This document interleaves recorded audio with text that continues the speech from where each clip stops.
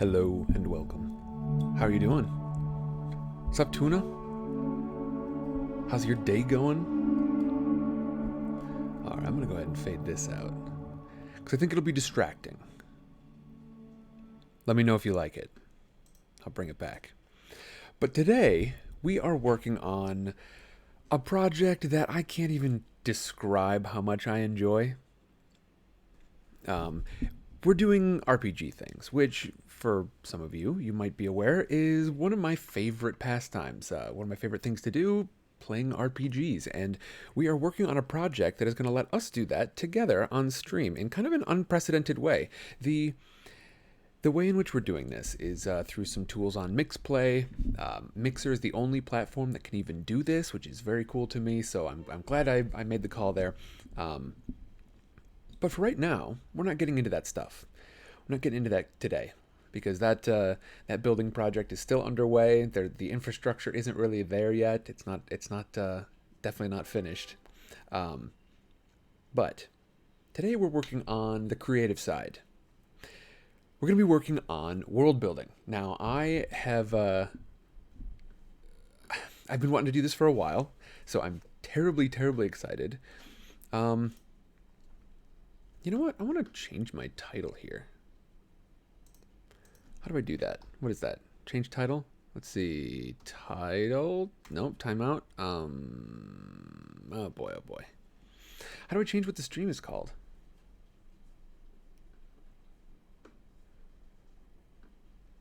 I'll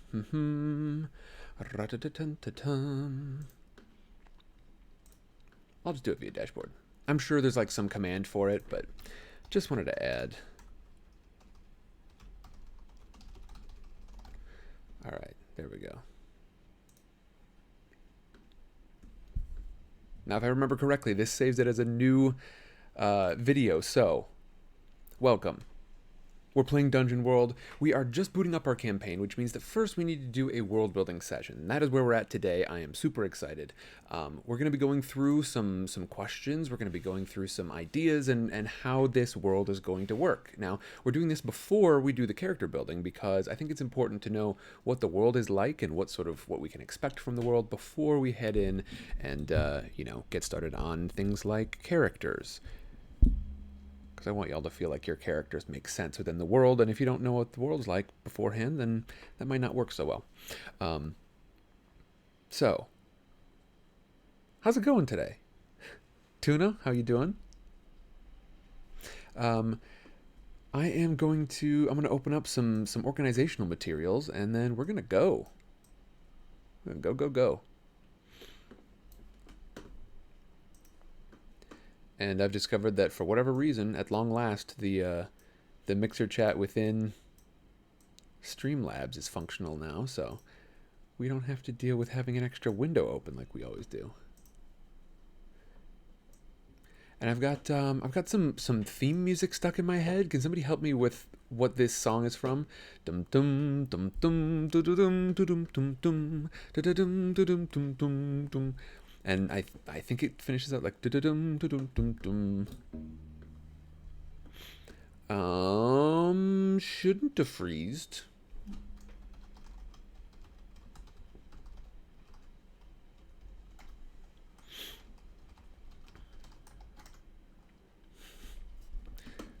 Hopefully not.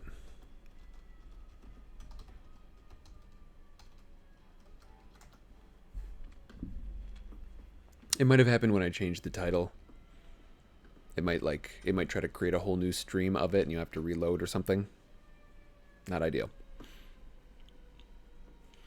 But Tune is back, baby. Wee woo. Wee woo. Hear in the background?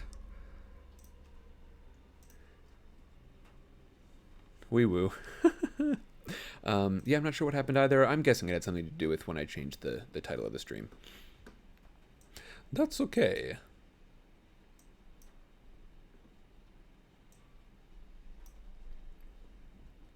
All right.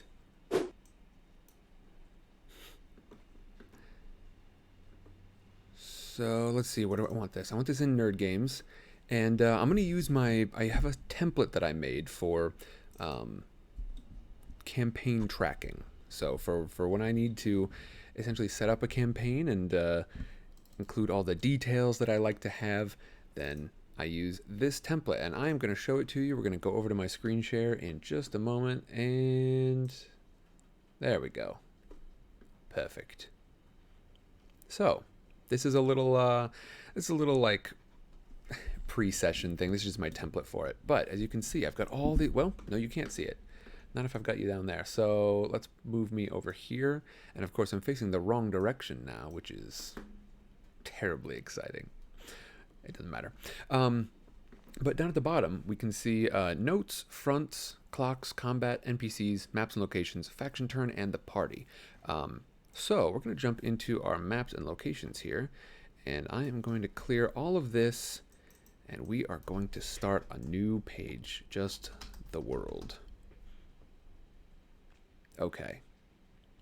Now, of course, if you are watching this as the YouTube premiere or something, then go ahead and you can feel free to leave this stuff in chat if you wanted to add anything to the world, or if you wanted to participate, even though this stream itself is over already.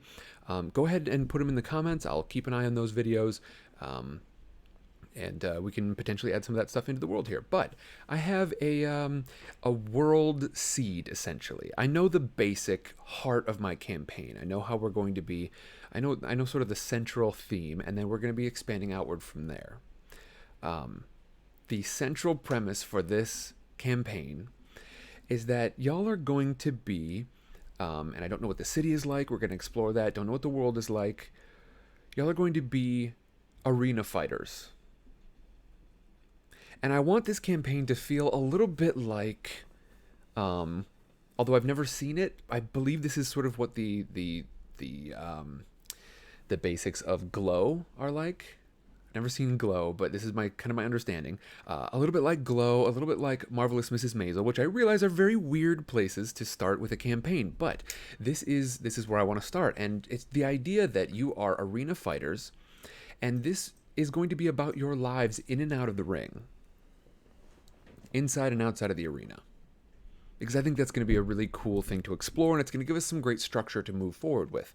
So, we need to know a little bit more about the world itself. So, I'm sort of starting from my mental picture of this arena. I imagine it as being in a pretty metropolitan area. I imagine it as being in sort of a bigger city, but I don't know what magic looks like in this world. We don't know what just about anything looks like in this world. And I think we should build that kind of stuff together. We're starting from the arena itself. I'm imagining a massive coliseum. These are fights, I think, fights and events, because I don't want it to just be fights. I think there's going to be a lot of interesting entertainment that goes on within the arena. I want to sort of think about it like it's not just a stadium, because there is, there's no, being as there is no internet in this world, unless boy, we go really weird with it, we will have a lot of people here at these fights and these events. And I like to imagine that most of the city shows up for this sort of stuff, or at least a huge portion of it, and even people traveling from outside the city to come in and participate in these matches. This is going to be a way, I think, for people to gain social standing, a little bit like it was in the Colosseum in ancient Rome. People to gain, social standing. I also imagine it a little bit like the Legend of Korra. There's the Legend of Korra, in which one of the recurring elements or moments in that is that there are these big bender battles. I don't remember exactly what they were called, but they were held in this arena, and different groups would come together, and they would duke it out using their particular set of skills. Tuna says, being the video game nerd, I think of the arena in Call of Duty Zombies. I don't know if I'm familiar with that one. Is that the one? Actually, hold on. Maybe I am. Is that the one where like it is a zombies map, right? And then you have to go around and you can eventually end up like underneath the map and such, and there are like portals that can open up in the middle of it, and you have to sort of accomplish various tasks in order to progress through it. I mean, that's a little challenging because that's most COD zombies maps, right? I'm also going to get chat up on screen here because I think that'll be good. Let me get my alert box up. Oh boy. I wish I didn't have to reset my alert box every time. But it is what it is, and I'm not going to do it on stream. So I'll just keep that up in the corner.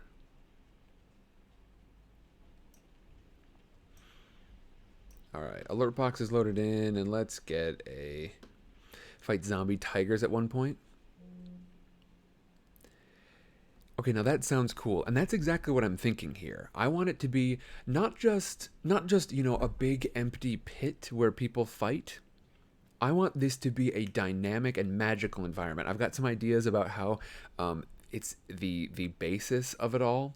The floor, essentially, of the whole arena fighting surface is this magical sand through which, you know, the arena mages can send things up and down just through the sand like it's quicksand, and then they can sort of change the Jade, how's it going? Welcome. Jade says the song you're thinking of is Journey to the Island from Jurassic Park. Okay, I thought it was Jurassic Park, but I couldn't quite put my finger on it. Didn't want to embarrass myself. I will anyway, I'm sure. Let me get chat box up on screen. Where's a good spot for it? I guess down here. There we go. Okay, so when you chat, it should pop up over on my left now. Left? Correct? Yeah, okay.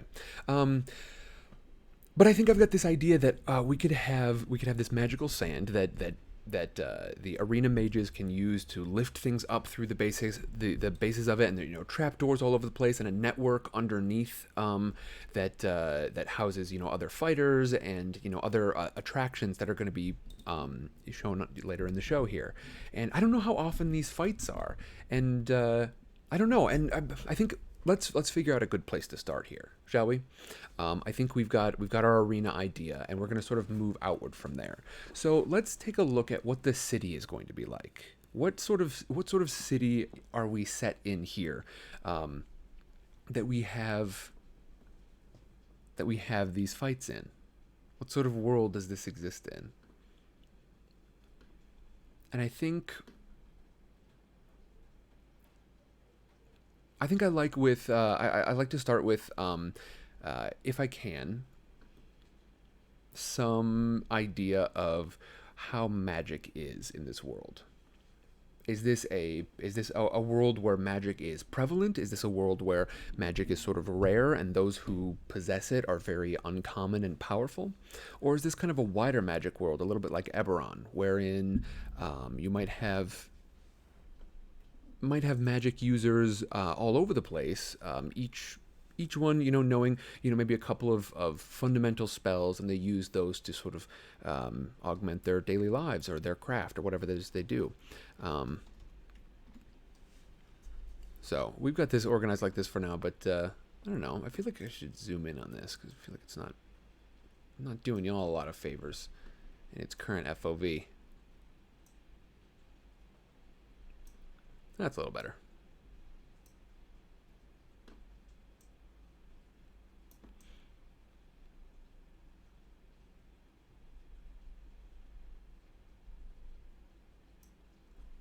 All right. So we've got magic. I think it would be a decent place to start. For this to be at least a world where magic isn't terribly uncommon. I like the idea of a magical world that we can deal with, and you know, I also like the idea that this will be definitely a fantasy setting. I want it to feel, like I said, I would love for it to feel a little bit like the Legend of Korra series. Now, Legend of Korra series obviously had a lot of shortcomings compared to The Last Airbender, but it did have a great tone and feel to it. I felt like we really were getting to know the world pretty well, and I felt like we were I feel like we had some interesting things to come back to. Overall, it seemed like it just made a better RPG setting than it did a uh, a TV show setting. But I think there's a lot of really good, interesting material there. So I think Magic we're going to call widespread with a wide range of, I guess we'll call it practitioners. Skill varies widely, as does application. Mages can be found in all sorts of places. Which is why we might have sort of a very like cut and dry, I guess kind of a I don't know, just a technician, you know, somebody. I imagine them a little bit like a roadie, from you know, some kind of big show, you know, like a stadium roadie. People who do this professionally, and Magic is no longer for them necessarily like a big, like, oh, I wave my hands and oh, I must maintain my arcane components. No, something a little bit more standard, you know, somebody who might very well be named Hank in another world. That kind of stuff. Somebody who, for them, the magic of magic could well be gone. And so maybe that's another thing to explore, is that magic has two sides. There's the traditional, established, what do we call these? Spells? No, disciplines. Traditional established disciplines. And on the outside of that, a wilder frontier of magic.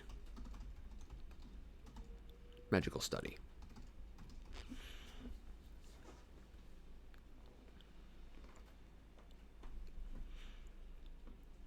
All right. Now, one of the things that I have enjoyed so far about a couple of different worlds is that there are great big magical cities in various spots that can really have an impact, and they make a good sort of central location, but we don't need to spend all of our time there. And that's kind of what I would like to pursue with this story. I would like to return frequently to the arena for the arena fights. I think it would be a lot of fun to essentially like deal with, as I've said before, the managers, you know, shady managers, to deal with. Oh boy, do I have to change my? I might have to change some. Here, you know what? I'm doing it the cheese ball way. Here we go. Modern problems require modern solutions. There we go. Just to make the chat thing visible. Are all schools of magic allowed on both sides? I wonder if it's a little bit like, you know, sort of wizard magic versus sorcery magic, if we look at D&D, or if we look at, you know, deep magic versus another thing. And I think I want to come up with our own flavor for it. But when you say schools of magic, I assume you mean like the different, you know, like abjuration magic or charm magic or, you know, transfiguration magic, stuff where, yeah, I imagine so. I think there are probably pretty traditional, established, evocation, necromancy, says Tuna. Yeah, I think that's probably right. I think there are probably like pretty well established versions of magic, and then of evocation and of necromancy. And for anyone who hasn't heard necromancy in the D&D sense, basically it is used to describe sort of body magic, and that can be anything from, you know, the very archetypal description of necromancy, which is like raising corpses from the dead, anything from that to like cure diseases, I believe, is a necromantic spell in D&D.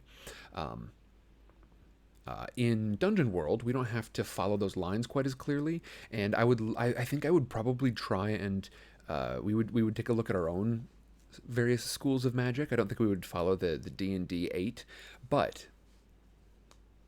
yeah, I think there are probably. I wonder if there's sort of a magical orthodoxy. Um,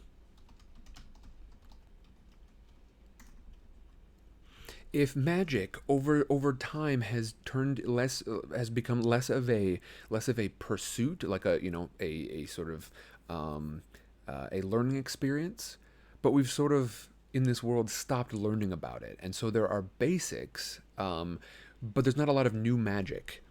So the magical orthodoxy, there have been certain spells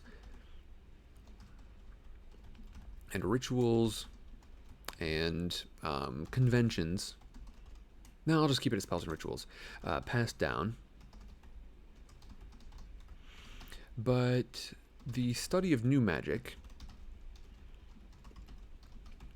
has been largely eschewed.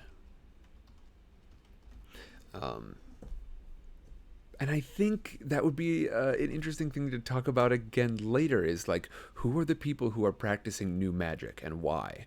But it does give us a great chance for, like, there can be some pretty standard spells that, like, 50% of the people here know. Brum, brum. We can get a much better sense of what our world is going to be like based on that. So yeah, I think magic was a good place to start. And Tuna, I enjoyed doing this with you. This is a fun process. I enjoy this a lot.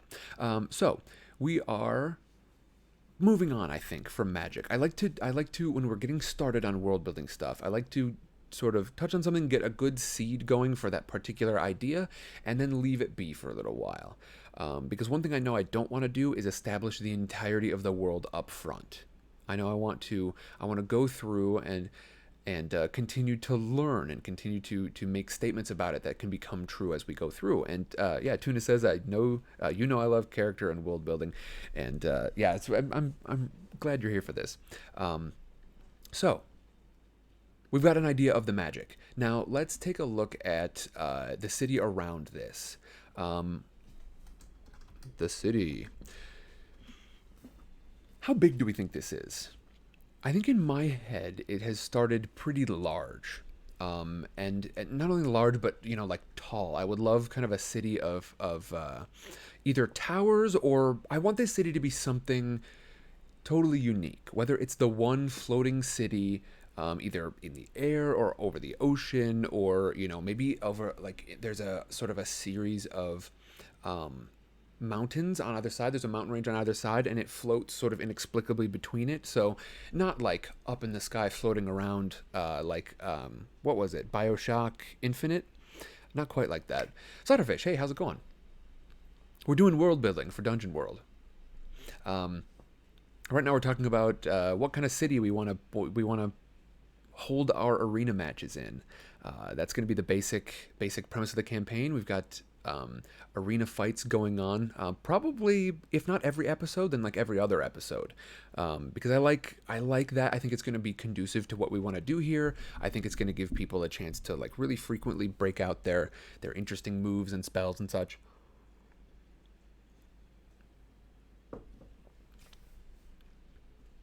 We've talked a little bit about magic, on how there's sort of a magical orthodoxy, certain spells that have been passed down over time, while the study of new magic has been largely lost. And now we're talking about what kind of city has these big matches in it. What kind of city would hold this big arena?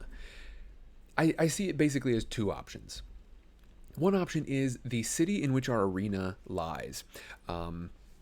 This city will be either totally focused around the arena, in which case it might be a little smaller, than the alternative, which is that the arena might be one of a couple of different arenas in a massive magical metropolis. But if we are exploring this world, what sort of things do we like in a big city, in a big magical city? Like I said, you can imagine it, I suppose, a little bit like Legend of Korra. You can imagine it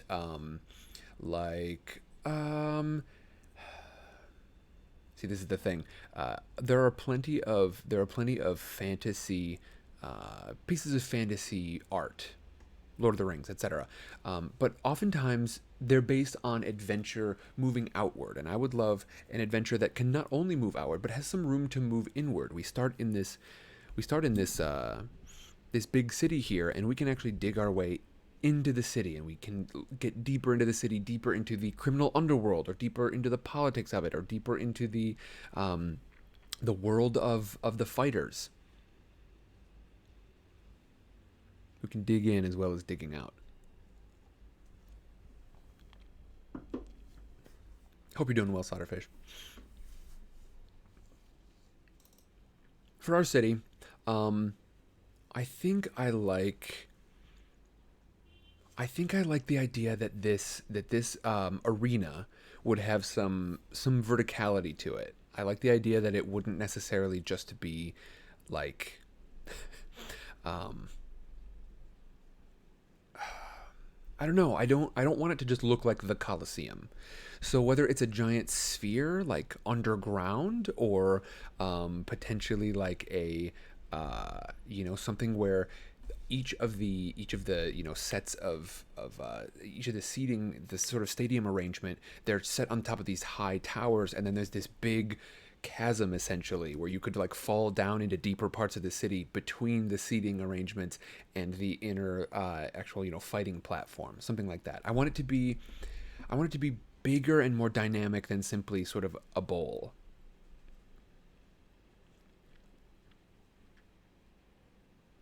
I wonder where we can float with that.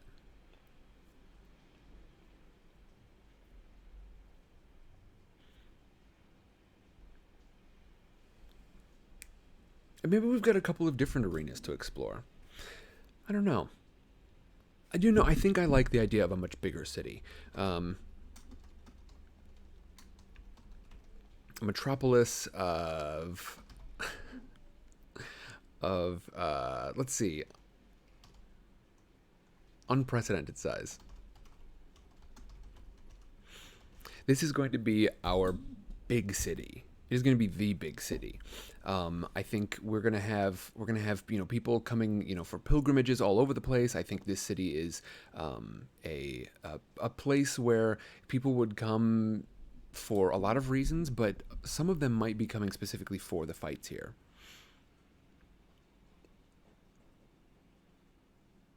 And I've already got some things built for this. I'm not sure how exactly I'm going to integrate them into the stream, but I am very excited about it. All right, now let me get my head out of the way here. I'm only ever going to grab the wrong window. Okay.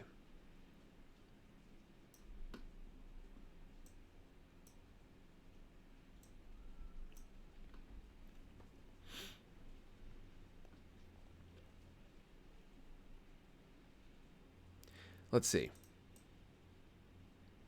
What else do we need to understand about this? I think it would be a good way to... it might be good to start with like maybe some districts here.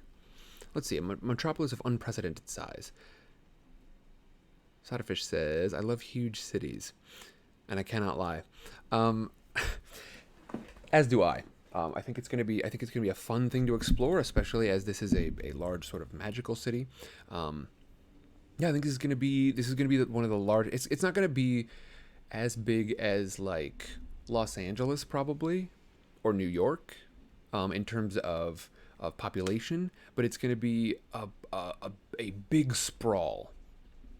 Solderfish says you can have a whole adventure while being only a few miles away from home, and that's exactly what I would like to do with this. I think you're picking up the flavor precisely. A British-sized city, says Jade. Yeah, I think that's exactly what I'd like to do with this, is that you've got these arena fights that you're going to be returning to frequently, right? You as the party are going to be going there, and you're going to be fighting, and it's going to be a big part of your lives.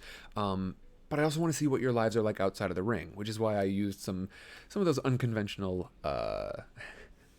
campaign flavors, including Glow and The Marvelous Mrs. Maisel, which Marvelous Mrs. Maisel is an excellent show. It's about a comedian, and I can't necessarily say that the stand-up comedy is super funny, but man, there are some funny moments in the show, and the The characters are excellent.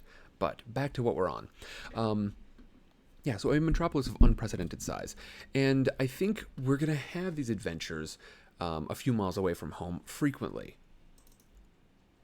I think let's talk about some districts. So, District 1. I'm just going to put 3 on the board for right now.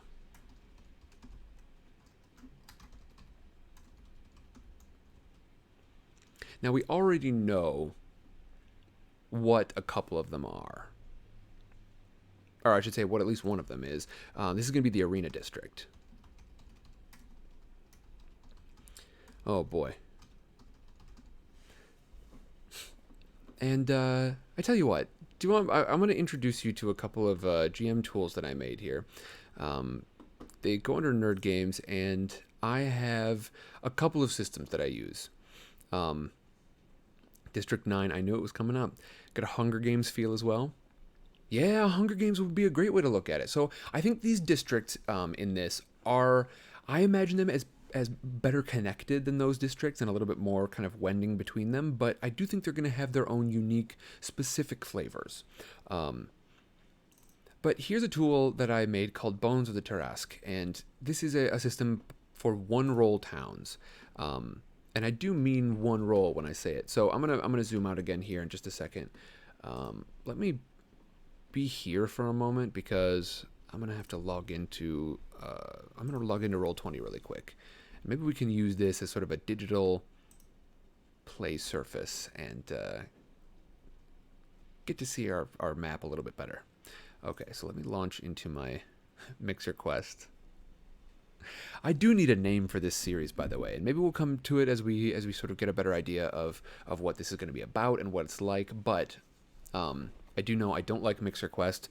Unfortunately, SidecarStories is already a thing, and I am devastated by it. If we can think of another way to convey side quest, it might be perfect. But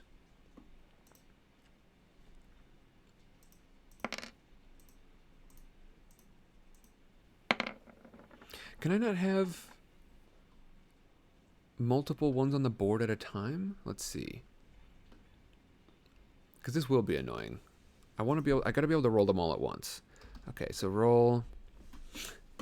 Let's get you in the right spot, though. So this is Roll20. Any of you who are super into nerd games, hey, welcome to Scooter Patrol, cute doggy. I'm pretty sure I've seen you jump in here before.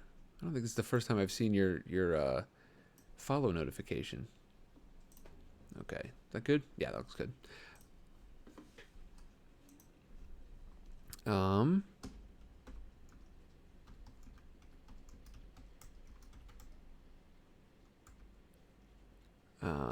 D12 plus D20. Now, are these all gonna? Yes, they do. Okay, perfect. So check this out. Here's how this works.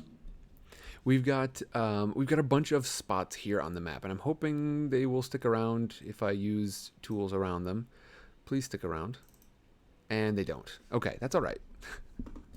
That's all right. We will map this slightly more conventionally, but let's try that one more time.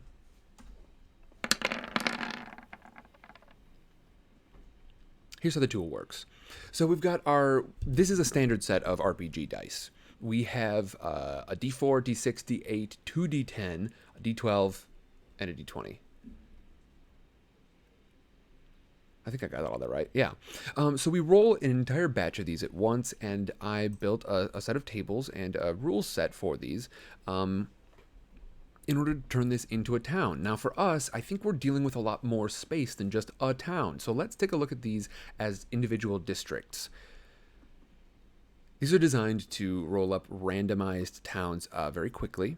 And I think it'll give us some help here in terms of, different spots that we can go. I really enjoy using this tool because I like any time where you can inject a little bit of surprise into the preparation that you're doing as a GM.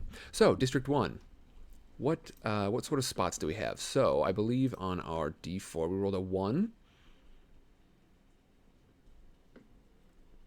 And I wonder, let's see, can we find a good spot for Did it disappear again? Ha! It did, and it's okay. We don't need to keep any one of these rolls specifically. My hope is that we can get one where we can take a look at it. I might just have to do it on a different board here, essentially. But let's get this over here and do like a... Nope, that's not what I want. I'm sure this is going to disappear again. Yeah, it did. Okay, that's all right. Let's get this up and then we can roll it. You know what, Tuna? Print screen is a good idea, except for some reason, now that I've got my 2 monitors set up, it won't let me. It won't let me print screen in the same way, and so I'm not sure what exactly that's about, and I'm sure I could troubleshoot it, but for right now, I think I'm just going to hop into a Google Drawing here, and we can work with this. Okay, so I think so let's not do the arena district first. Let's sort of fill in some additional districts on the outside of that. Snipping tool, yeah, snipping tool could work. But I want to be able to do additional stuff on top of this anyway, and be able to move stuff around if I need to. So I'm okay with it not being sort of a standard screenshot. Okay, so this is going to be our... Boy, what are we going to call this city? We need a name for the city, don't we? I also need chat box to be... I need different color. Where's my text color in this? Here we go.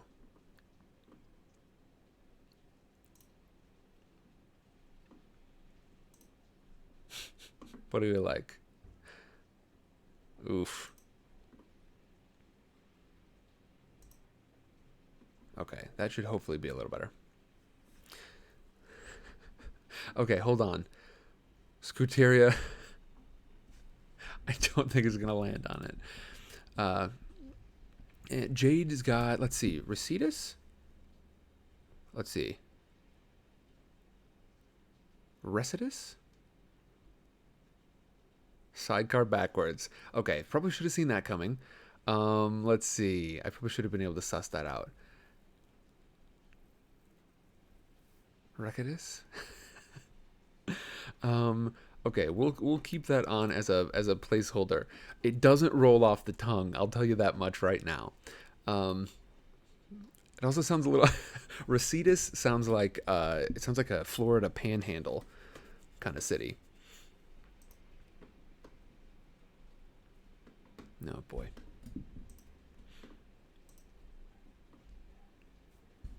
And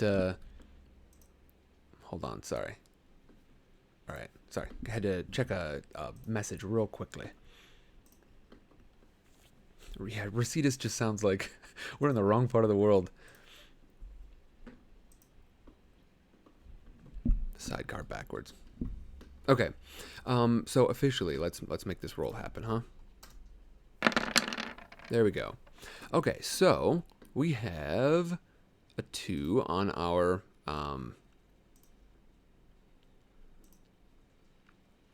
we have a 2 here.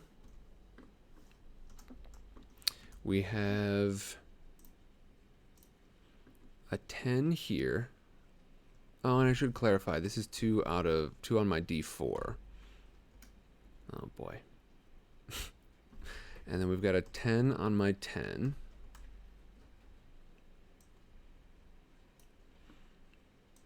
This is going to start really basic, but you'll get a sense of sort of what this builds into in a second here.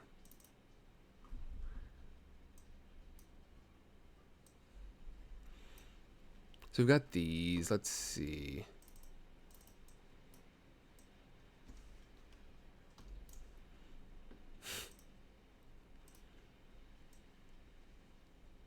We have a 6 on our D20. We have a 4 on our D6. We have an 8 on our D12.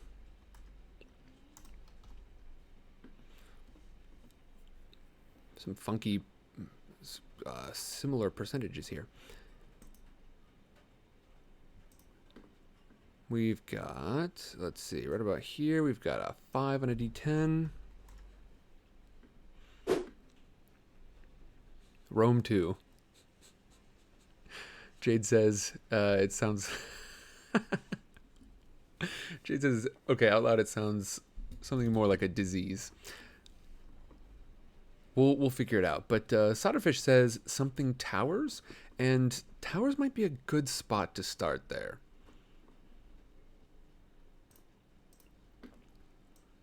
Okay. And finally, we've got an 8 on our D8, I believe. All right, Solderfish. I'll see you later. Thanks for dropping in.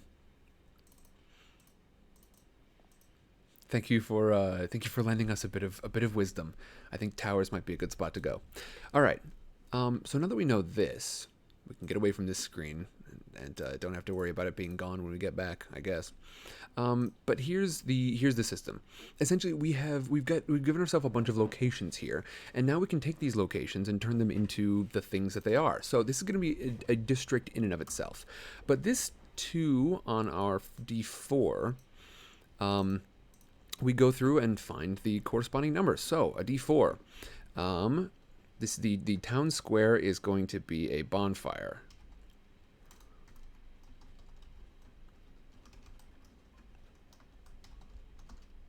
Bonfire.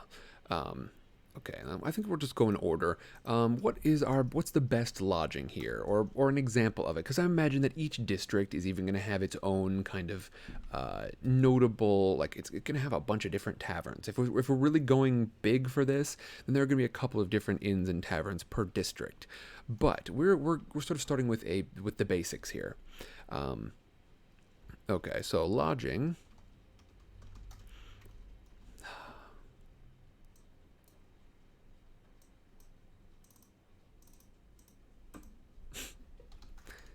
Lodging, we're looking at a 4, which is a spare building. And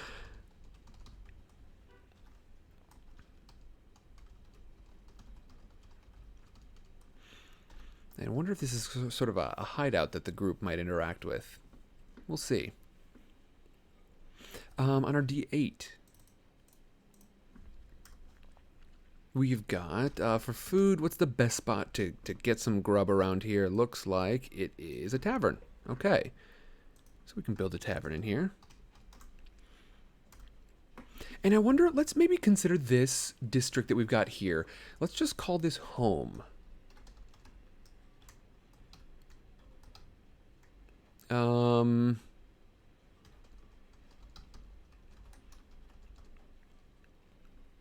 Because I think maybe, as this is our place to start, maybe let's consider this the place where our adventurers come from, or at least where they're living right now. And we don't know where it's going to be in relation to our arena district, but I do think the arena district is likely going to be something the blood's going to be a little richer there. Maybe. We'll see. Okay, now we need our shops. So those are our D10s. We've got a 5, so we've got a clothier.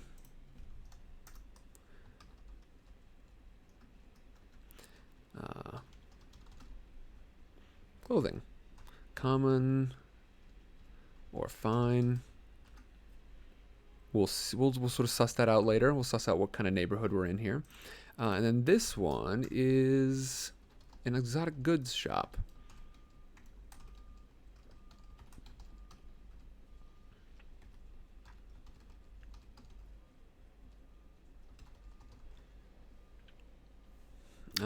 Etc. I don't need the whole thing right now.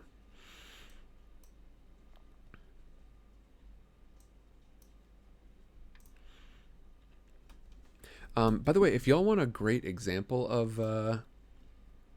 Hold on. Let me find something on Instagram really quick, because somebody actually used this tool and turned it into a really cool map. She is an online artist, and she does like tabletop cartography for things like this. Cartography by Kate. So I want to show you the one that she built off of this. Let's see.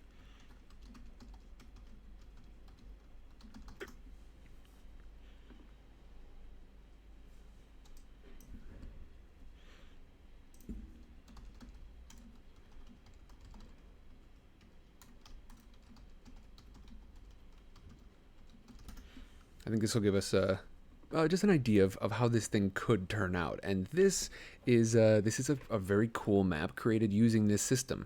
And I believe there's a wizard's tower over here, etc. But we've got a cool sense of what this could become. But for right now, we're just looking at this because this is how it starts. We've got our shops. Now we just need our economic touchstone, and this is sort of the, I don't know, if most of these people will be employed in this district, it'll be here. So this is an 8 out of our 12. So there's a mill here, big city mill.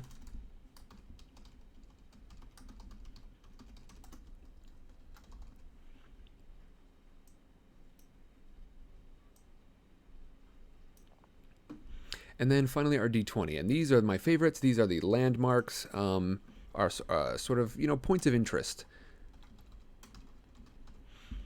And what sort of thing do we have here? A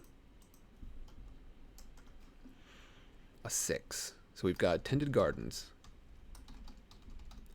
Okay, so it seems like a pretty quiet place to hang out. You know, it seems like it might be sort of a slightly more well-to-do spot, and I definitely don't see our adventurers starting as well-to-do. I see them starting as a little bit more, we'll call them rough and tumble, I guess. We'll call them economically motivated, perhaps. But I think this is a good place to start. So we know a little bit what the home district looks like here, and now I think it makes sense to probably introduce us to a different tool that I have. First of all, so this is the bones system. You essentially just roll it all together, and then you pick out what these different spots are, and you've got your town mapped out. Weirdly, we've got our town square all the way over here, as opposed to these spots. So I wonder, you know, what is between the town square and these here? And so we can come up with different landmarks based on that sort of thing. Maybe a canal or some sort of thing through here. We'll see.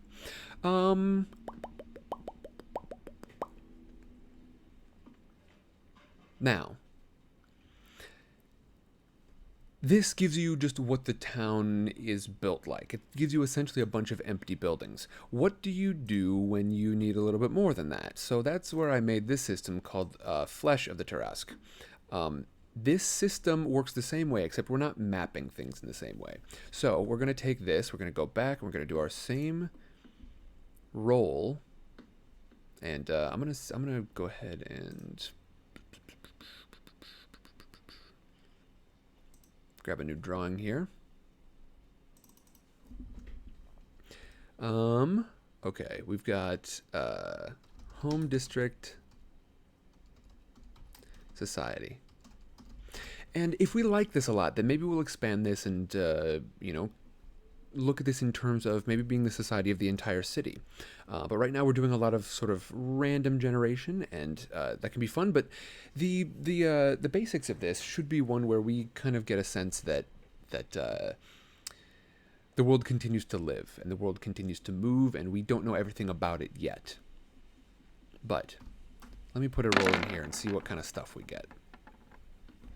So we're going to map these out in the same way, but it's going to mean something entirely different. And I'm actually, of all the systems that I've made, I'm proudest of my faction turn system, which I'm sure I'll be using in the background of this campaign, and this Flesh of the Tursk system. But let's get these mapped first. Okay, we've got a 2 on a 4. We've got a... almost immediately next to it, we've got an 8 on a 10. We've got a 7 on a 10.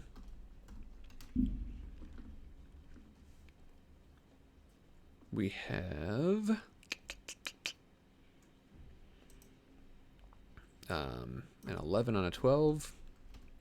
We have a 3 on a 6. And I think, let's see, this is the 8 on the 10. We still need our 20 down here. And we need our 3 out of 8.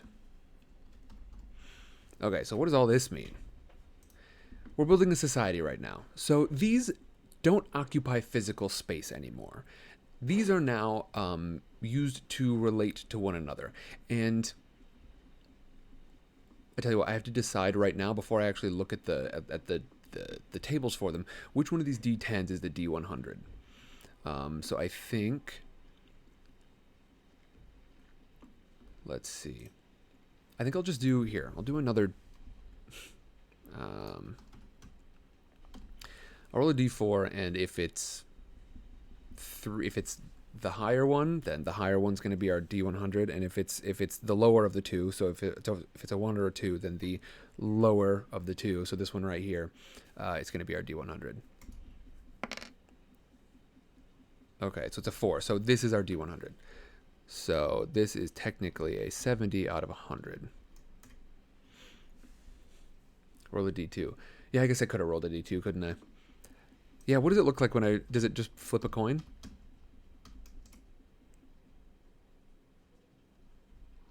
Or do nothing? There we go. Okay. Yeah, it doesn't look like it does much for me, unfortunately. Wah wah. That's right. Okay. So we've got our new map of stuff here. But what does this tell us? What is important about this? So these are our various elements of society. So we've got our defenses. Looks like here we've got a standing army. Probably somebody who will make trouble for our intrepid fighters and explorers. We've got our trade. And it looks like for us at a 3 out of 6, heavy taxation. Merchants. No, I won't do the whole subtext of it, but heavy taxation. So that's going to be probably a significant theme within this little grouping here.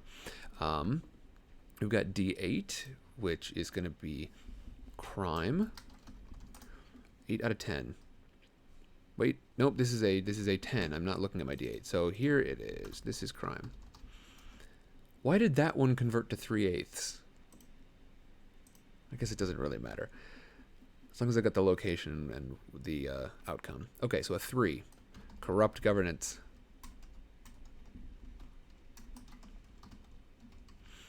Okay, so this is kind of exciting already because this is going to play into,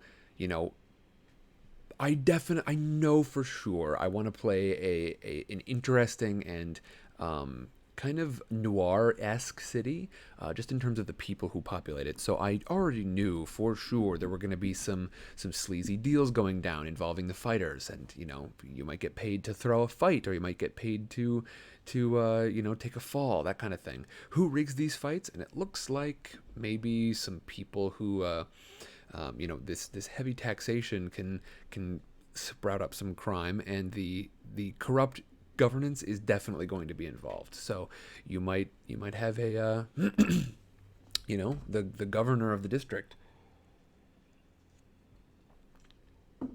make some demands on you. Do you follow them? Do you not? What do you do? It's going to be exciting. Okay, so that's our D8. Now we've got our D10s. Now this is a unique system that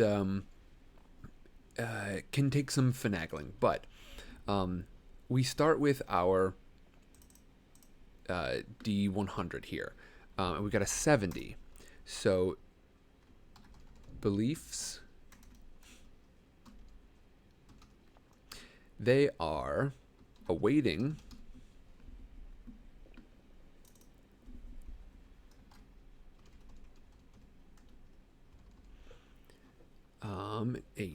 a neutral god. So somewhere in the history of this city, there's this idea that a god will return at some point, or that he is fated to appear.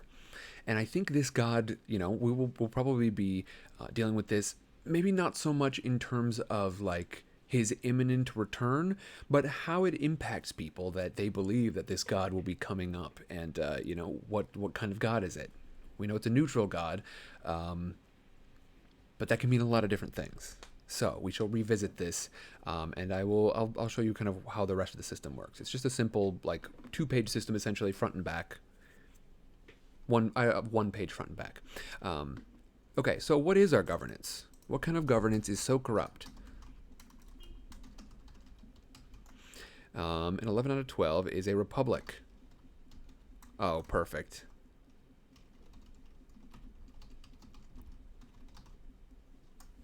Perfect. So each of these districts has an elected ruler of some sort, which means there's going to be campaigning. This is going to be a great, like, I would love to get some kind of House of Cards flavor into our Dungeon World campaign. I think that'd be very cool. Okay, so we've got our elected leader, our corrupt elected leader. Or perhaps it's his cabinet or people who are close to him, and he's trying to sort of clean up the place, but he keeps being dragged down by his underlings. We'll see. And then a 14 on our D20. So this is our cultural touchstone.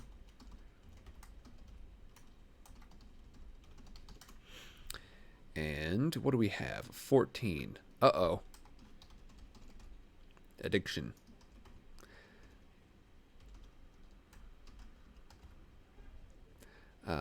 Food, other substance.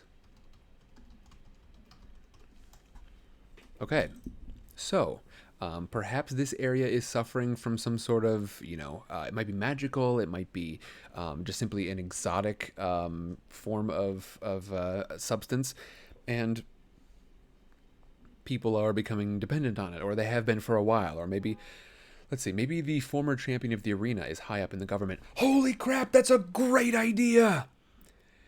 Not simply that, but think about the impact that having a group of people who really revere and idolize some of these fighters, think about the political effect that would have. You would have former fighters all the time vying for government positions. And are they the best governors? In most cases, probably not, but they would have an incredible amount of influence. Okay, so this is great. So that's fantastic. Let's talk about that really quick, shall we? I'm going to go back over to this here. And so District 1 is going to be the arena. And I want to sort of, I don't know if I want to dig into that right now. I'm trying to decide if I want to do that during this session here or if I want to wait and let that happen later on. But District 2, this is going to be the home district. It's a republic.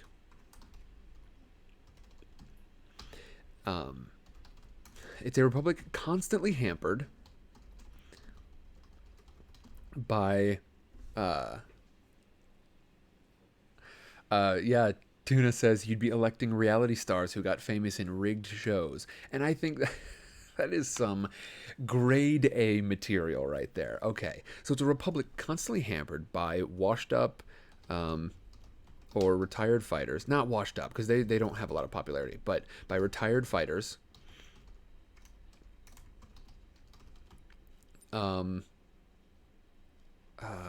Running for election.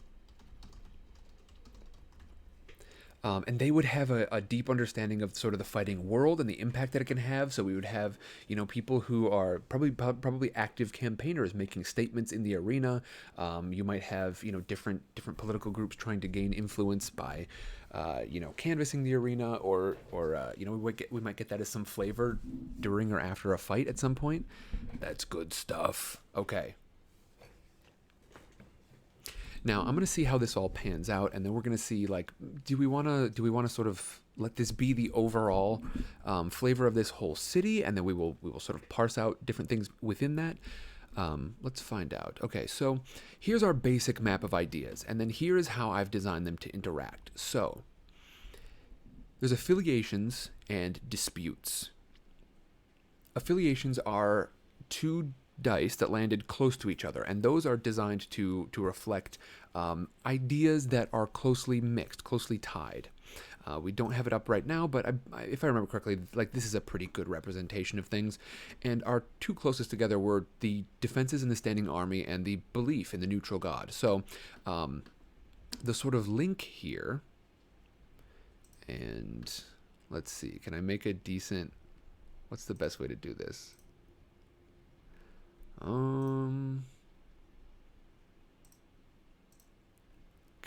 I can't do it within the text box, can I? Maybe? Is this in the text box? If I rotate text box, does it? No, it doesn't. Okay. Let's see. Well, I'll just start with the text box. So the link between these two things is that there's a strong link between their belief that this neutral god will be coming, specifically the neutral god itself. Not that they're awaiting it, but that it's a neutral god is closely tied with their standing army. Now, why might that be? I imagine it could have something to do with like their belief in how they need to react when this neutral god comes back. Is this army in preparation to serve the neutral god or to fight the neutral god? Maybe they don't even know anymore. But this army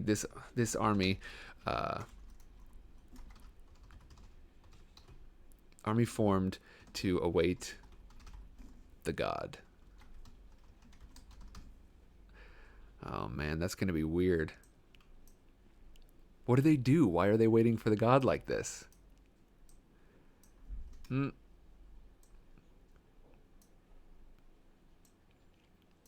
There's a sort of idea mapping system that Adam Koebel uses that I should probably get in on.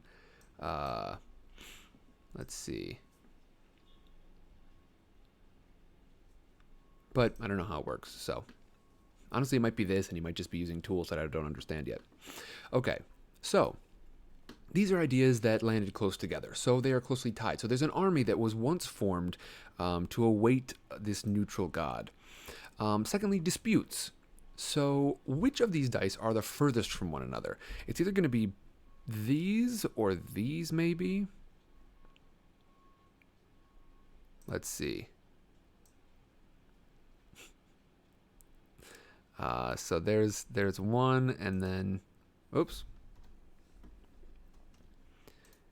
And then if I adjust this around, can I not like, oh, I can move this all around, but that's not very helpful. Hold on. I've got an idea. We need a ruler. Need a ruler.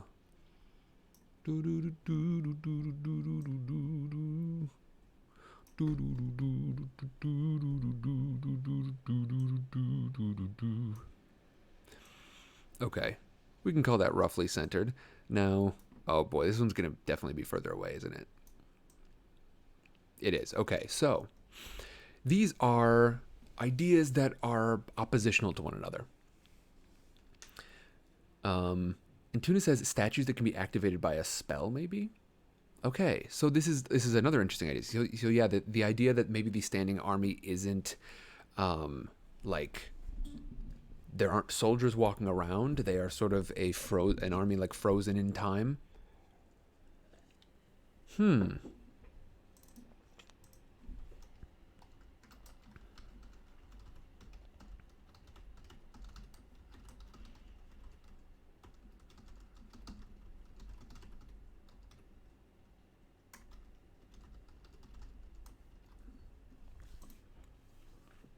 There we go.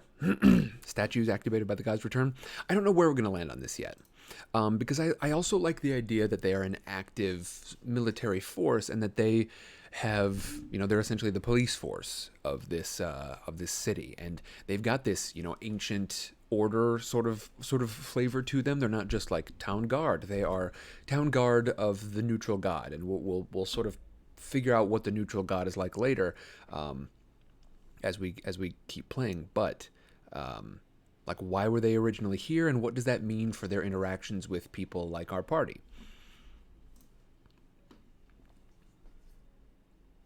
But maybe a second layer to this, maybe another layer in which there are some additional precautions, maybe being taken by other individuals for this neutral god. Whether we believe that this neutral god is really going to come back, we'll see. We'll see, because these statues. These activational statues I like. Okay, so these are our opposed ideas. So they are awaiting is somehow, this waiting process is somehow in opposition to the crime and corrupt governance. This is a warring these are warring ideas, and I wonder if it's as a direct result of. Can I label lines? Is that a thing? Can I make a line and then I don't know.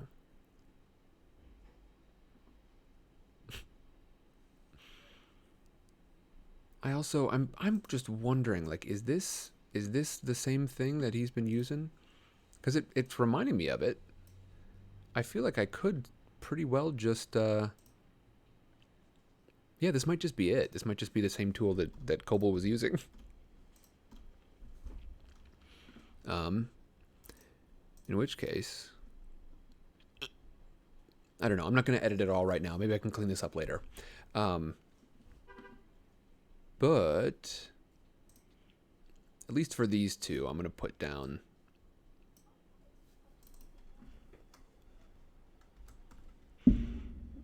I'm just going to.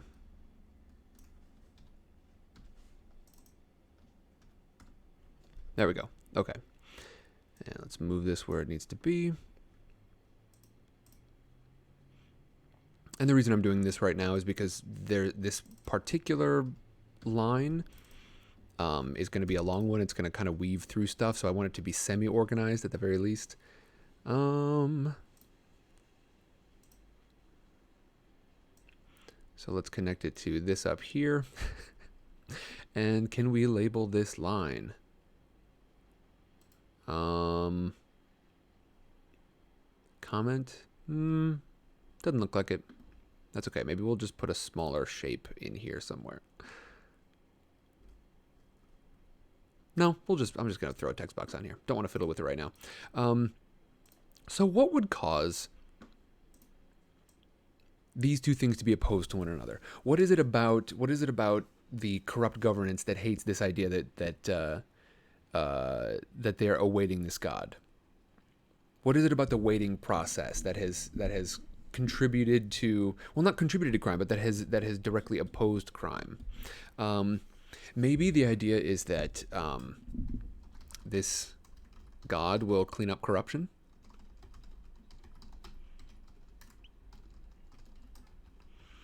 Maybe it's that the corruption is let's see, the corruption formed to prevent this return.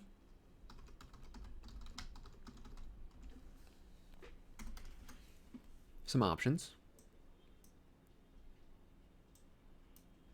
Just some options.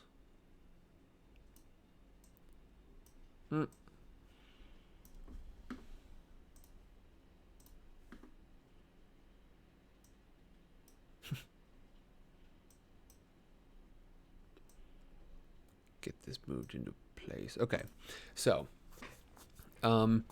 yeah, so there's this idea that there is this corruption in the city, and it is designed to prevent this god from coming back.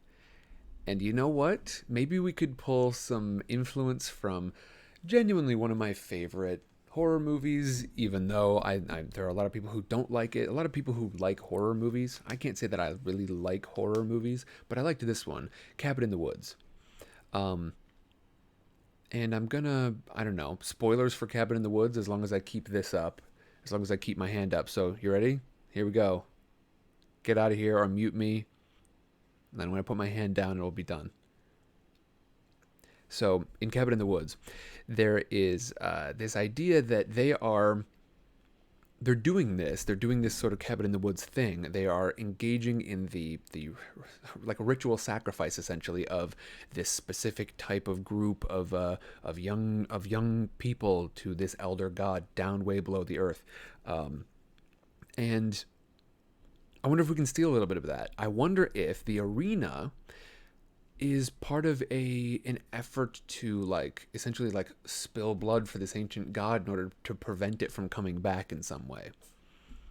Or if the arena was initially designed as a sacrifice to contribute to this elder god, and there is this corruption. They want to change how the arena works in order to prevent this god from coming back. Or they've been corrupt. They've been changing the way that the arena works for a long time to prevent this. So, all right, spoiler over. But these will be good options for us. We've got our, potentially we've got this corrupt government that is trying to prevent this elder god from coming back. Maybe this is something that people really believe in. There is this hope that this god, it will be one that won't stand for corruption. We'll see. We shall see.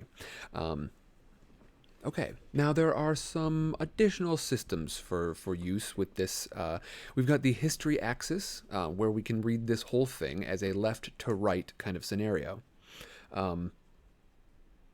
We read it as a timeline. So if we move across from hold on, I'm gonna do some technological wizardry. If we move from here across to here, we can read this as a timeline. So the stuff over here happened earlier than the stuff over here. This stuff is fairly recent.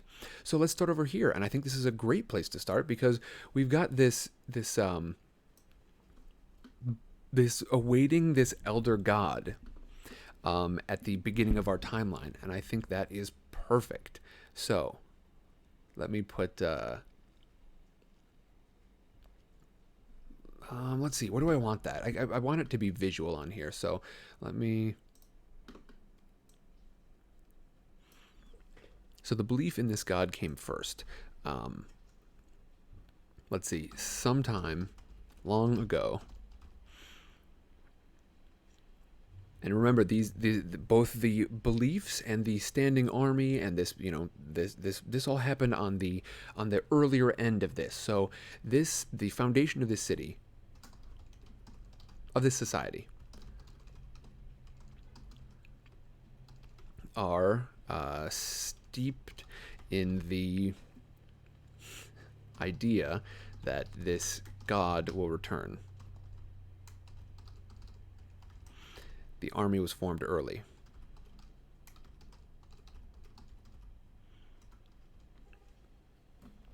Okay.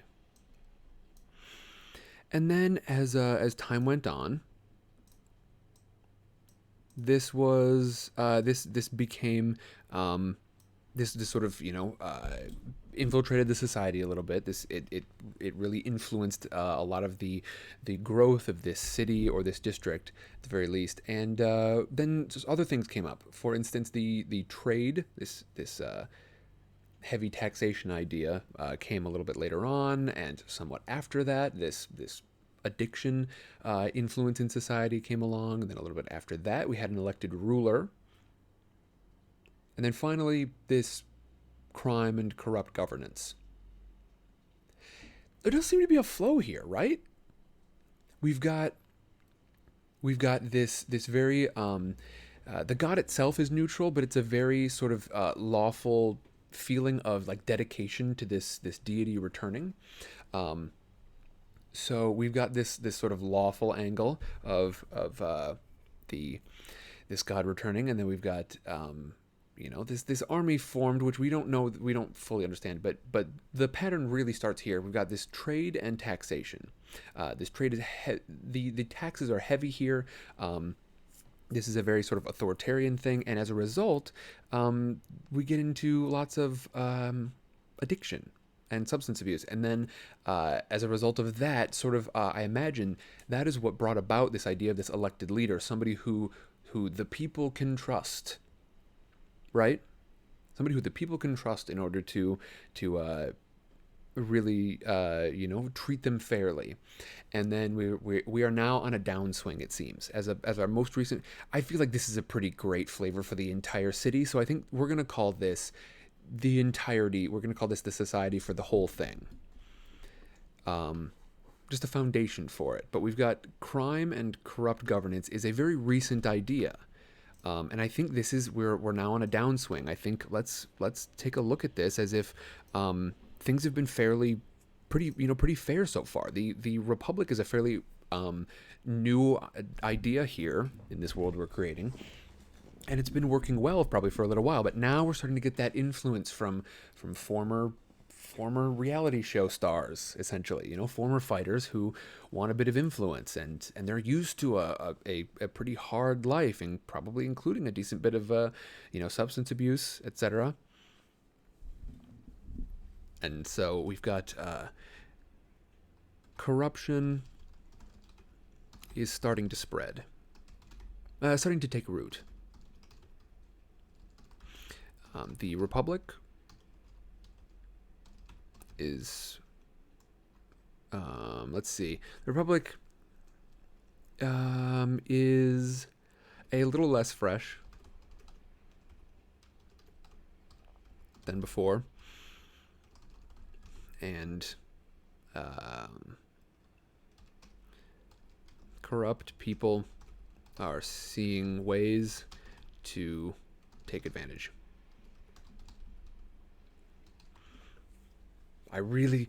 Tuna, I'm loving that former fighter idea. This is gonna be, it's gonna be a huge part of what we end up with here, I think. Okay. So I'm just gonna scooch this because it needs to be scooched. Actually, what I need to do is just expand this whole thing, don't I?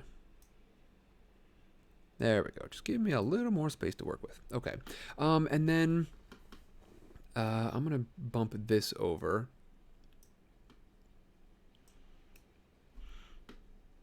Because I want to include just a little bit about this. I think there's probably going to be a section of history here where we don't understand it too well. It's fine. It's a really early section of history, but we know that eventually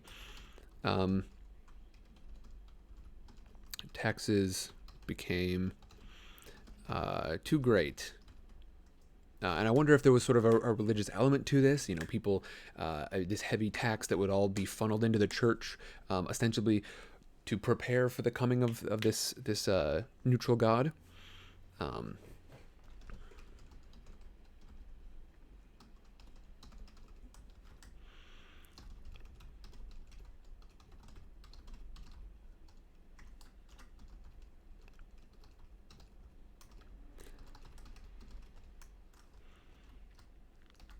Prepare for the return, and we're going to need some sort of name for this foretold cataclysm, because I don't know, I get the sense that this neutral god is supposed to be kind of maybe a little bit of bad news. It's a neutral god, so I think the lawful in this city aren't necessarily thinking it's going to be on their side, and the evil, or the sort of criminal or the corrupt in the city aren't necessarily thinking it's going to be on their side either. It's a neutral god. And so there are probably a lot of people wondering, where do I fall with this neutral god? And Tuna says, taxes could pay for arena improvements as well. The former fighter wanted to funnel more money into what made him famous. Yeah, not only that, but into a place where he would continue to have influence even once he's out of office, right? He would, if he's the governor that make his friends rich, right? Yeah, if he's the governor that made the arena great, or made the arena even more of a symbol, or improved this or that, he's gonna be well regarded at the arena. Make the arena great again. I think we know where this is headed. I think that's a great thing to look at here. This idea that we've got this, this individual who is ostensibly formerly a part of the sort of the world of arena fights, and I think over time we're going to start to realize that he might be much more about himself and about his business holdings than he is about being a good Republican leader. A Republican in the sort of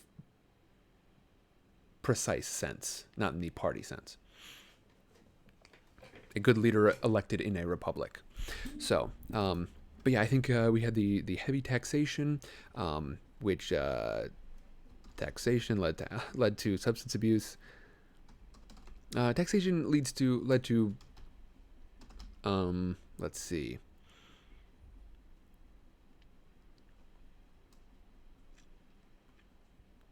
I don't know. I think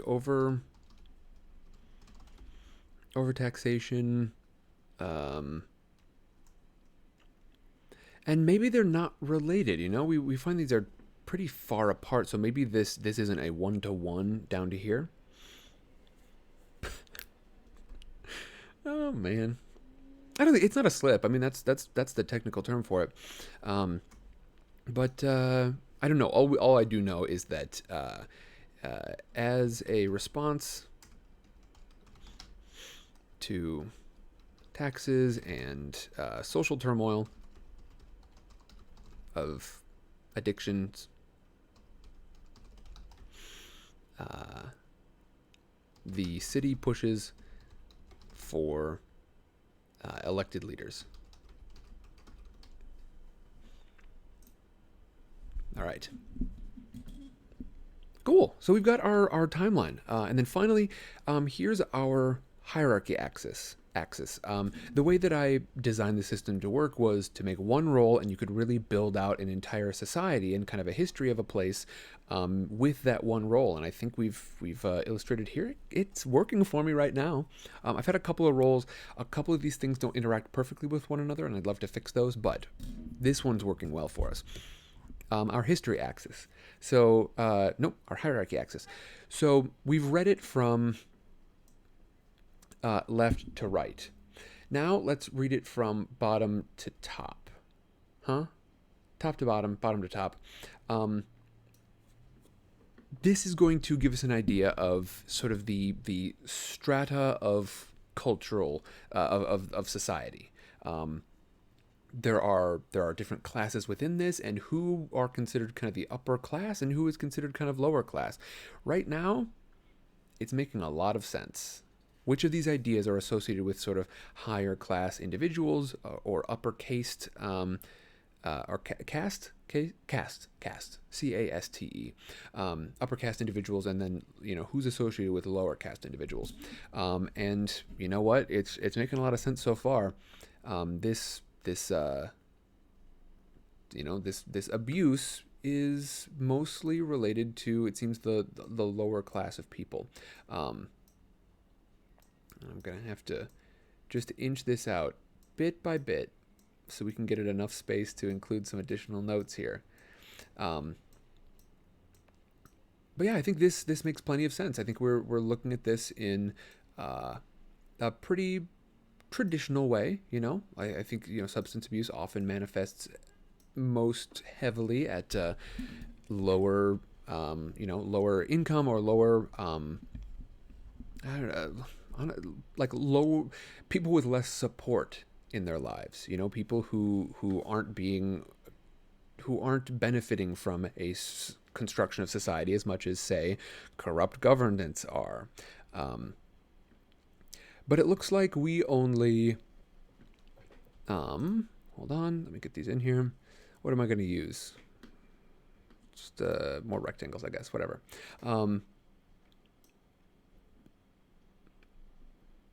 Okay, so up at the top here, it seems like we've got a pretty clean cultural divide here, right in the middle. So it seems like we can kind of consider this to be like a two-tiered system. So, it looks like we've got, up at the very top, we've got,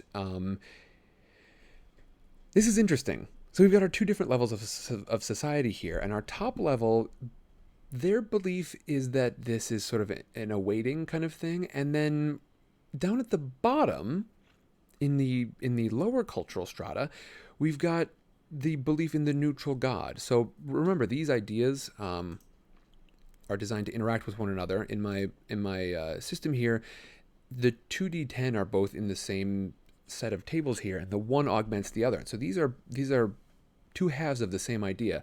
But why is it that one is associated with higher society and the other one's associated with the lower society? Well, I'm wondering if upper classes they believe the god is gone, or that he will come back, or it will come back, or she will come back, or they will come back,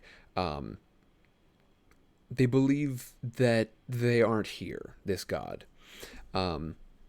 Whereas the lower classes believe that this god still has active influence.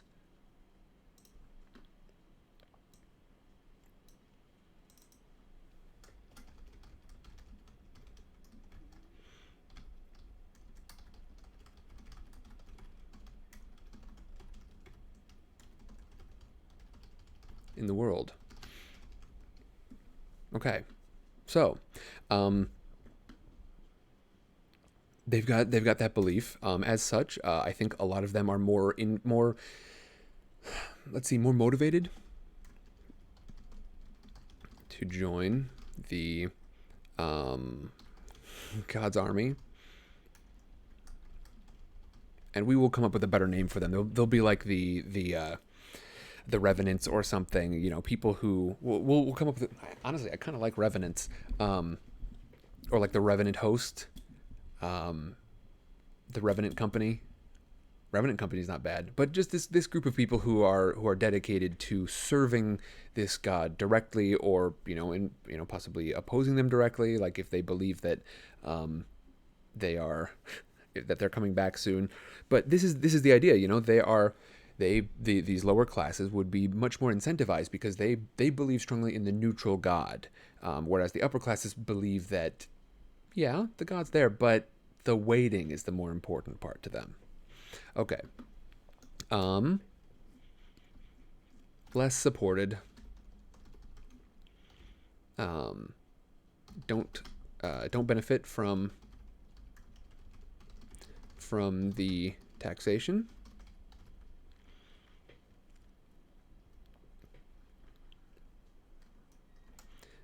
Suffer from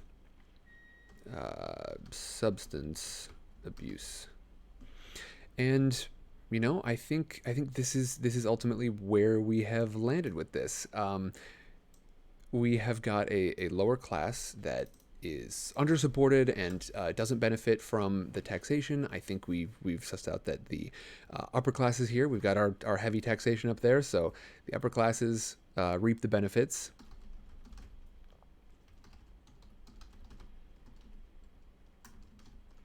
Possibly still in the name of, trying to pave the way for this old god to come back, while really believing like we're not doing anything, or even actively preventing this elder god from coming back.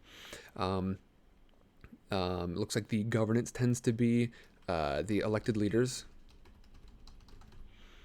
are tied to upper society. Now, whether this is a matter of like we only elect officials from higher society, or whether this is a matter of higher society has much more impact on who gets elected, we'll see. We don't really know yet. But also we know that the corruption is from the top down. Okay, well, we've landed on some very familiar stuff here, haven't we? Wow, we have landed on some wacky, familiar stuff. Yikums. Okay, but I think this is a cool idea. We've got our... I want to make sure I write down that Revenant host, or Revenant company idea. Revenant host maybe sounds cooler. Okay.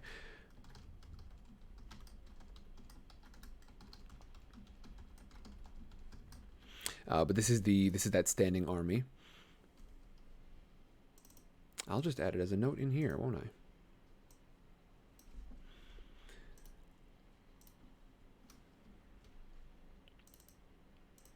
That's still not the one I want. Okay. And I'm just going to adjust this out a little bit. Okay. And that's how you read the Flesh of the Tursk system. This place sounds vaguely familiar, and I think that's all right. Okay, we've got about 20 minutes left to go. What other things do we need to talk about here? We've got our overhaul society. I think we've determined is going to be sort of, we're going to follow this whole thing. So we're going to follow this as the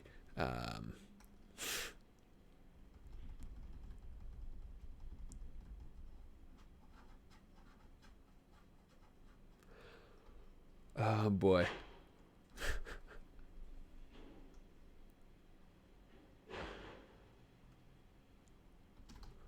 Racedis. Racedis Towers. We'll have to come back. We'll have to come back to that later on and fix it. But yeah, Racedis Towers Society is it's going to look roughly like this. What else do we need to think about?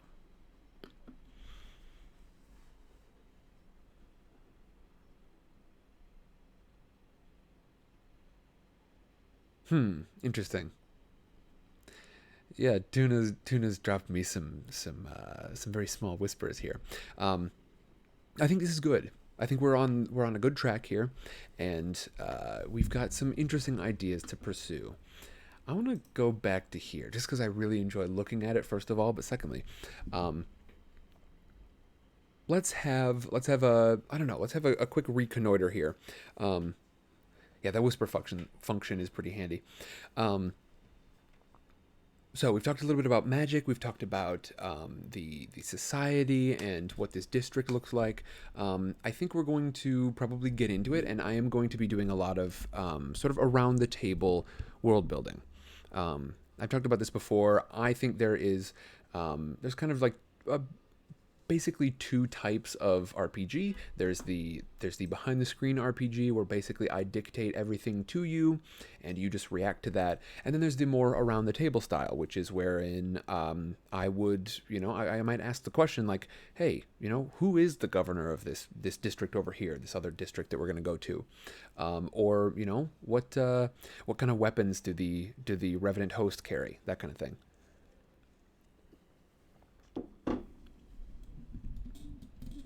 So I'm going to do this kind of around the table, and we're going to learn a lot more about this place as time goes on. But we've given ourselves a great foundation here.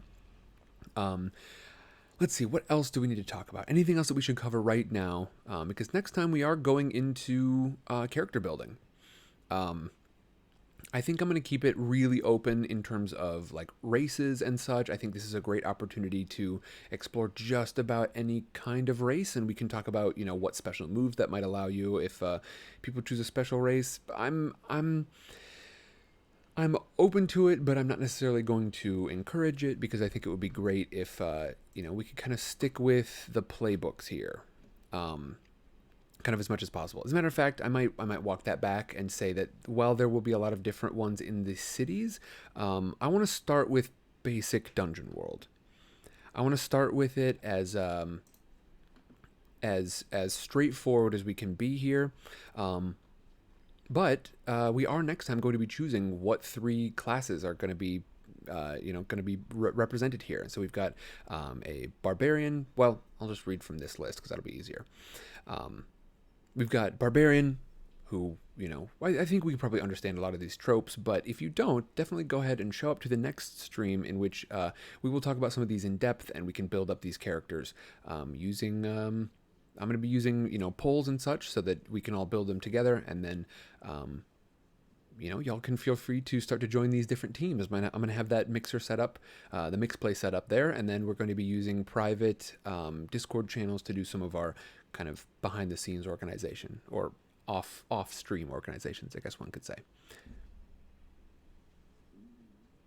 So we've got a barbarian, we've got a bard, cleric, druid, fighter, immolator, which we'll see if immolator ends up on the list, but paladin, ranger, thief, wizard, and so there are going to be 3 different PCs. Each one of them is going to have their own special moves. I imagine a wizard will end up on there, so I guess we'll just look at that one first. I think every party likes to have a wizard. Everybody likes to have a wizard and then some type of hitter, like a barbarian or a fighter.